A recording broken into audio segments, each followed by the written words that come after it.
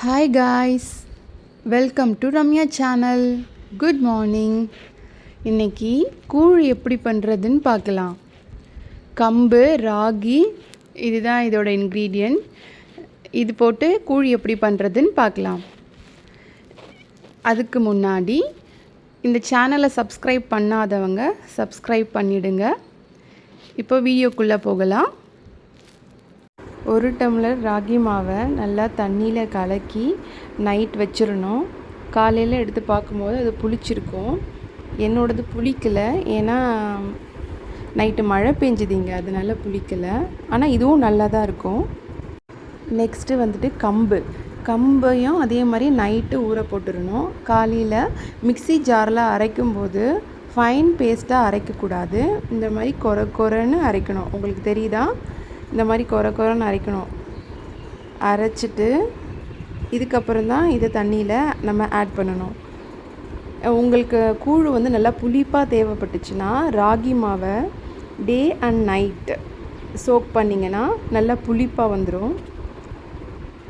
பாருங்கள் எப்படி பேஸ்ட்டாக இல்லாமல் கொரன்னு இருக்குது.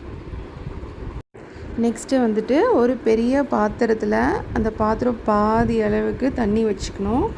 கூழ் எப்போவுமே காசும்போது பாத்திரம் வந்து பெருசாக இருக்கணும். அப்போ தான் கூழ் வந்து கொதிக்கும்போது வெளியெல்லாம் வந்து விழாது. அதனால் பெரிய பாத்திரத்தில் தண்ணி வச்சுக்கணும். அது நல்லா கொதிக்கணும். கொதி வரும்போது நெக்ஸ்ட்டு கம்பு போடணும்.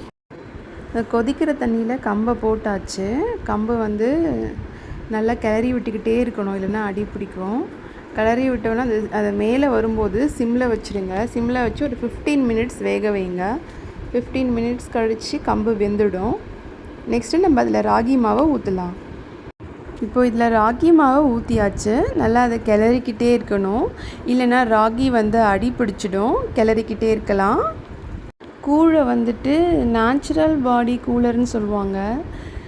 இது பாடியை ரொம்ப கூல் பண்ணும். சுகர் லெவல் அதிகமாக இருக்கவங்களுக்கு இதில் அதிக ஃபைபர் இருக்கிறதுனால ஸ்டொமக்கை ஃபில்லிங்காக வச்சுக்கும்.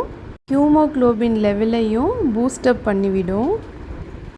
15 மினிட்ஸில் இந்த ராகி வந்து வெந்துடும். பாருங்கள், நான் கிளறி விட்டுகிட்டே தான் இருந்தேன், ஆனாலும் அடி பிடிக்குதில்ல. ஸோ அதனால தான் அதை கிளறி விட்டுக்கிட்டே இருக்கணும். ராகி எப்போவுமே கொஞ்சம் லேசாக அடி பிடிக்க ஆரம்பிச்சிடும். நம்ம விட்டுட்டோன்னா கண்டிப்பாக அடி பிடிச்சிடும். ஸோ இது ரொம்ப ரொம்ப ஹெல்தி ஃபுட்டு. இது ட்ரை பண்ணுங்கள் வீட்டில். ட்ரை பண்ணிவிட்டு கமெண்ட்டில் சொல்லுங்கள் எப்படி இருக்குன்னு சொல்லிவிட்டு. ஒரு 15 மினிட்ஸில் இது ரெடி ஆகிடும். ஓகே, 15 மினிட்ஸ் ஆகிடுச்சு. நம்ம இப்போ இதை தண்ணியில் கையை தொட்டு பார்க்கலாம் அது வெந்துருச்சா இல்லையான்ட்டு. நம்ம கையில் வந்து ஒட்டக்கூடாது. நம்ம கையில் ஒட்டலைன்னா அது வெந்துருச்சுன்னு அர்த்தம். இப்போது வந்து கூழ் வந்து வெந்துடுச்சு. கூழ் வந்து ரெடி ஆயிடுச்சு. கூழை வந்துட்டு வேறு ஒரு பாத்திரத்தில் ஊற்றிக்கிட்டு அதில் உப்பு கொஞ்சம், அப்புறம் வேர்க்கடலை அதில் போட்டுக்கிட்டேன். ஏன் உப்பு சூடாகவே போடணுன்னா அது எல்லா இடத்துலையும் போய் மெரிச்சாயிடும். சூட்டில் சீக்கிரமாக கரைஞ்சிடும். வேர்க்கடலையும் அப்படி தான். வேர்க்கடலை வந்து நல்லா பாதி வெந்துடும். அதை குடிக்கிறதுக்கு ரொம்ப நல்லாயிருக்கும். இதை அப்படியே கலக்கி விட்டுடுவேன். இதுதான் எங்களோட மார்னிங் பிரேக்ஃபாஸ்ட்.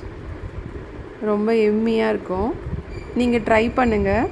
ட்ரை பண்ணி பாருங்கள். ட்ரை பண்ணி பார்த்துட்டு சொல்லுங்கள். தேங்க்ஸ் ஃபார் வாட்சிங். பை. Stay healthy.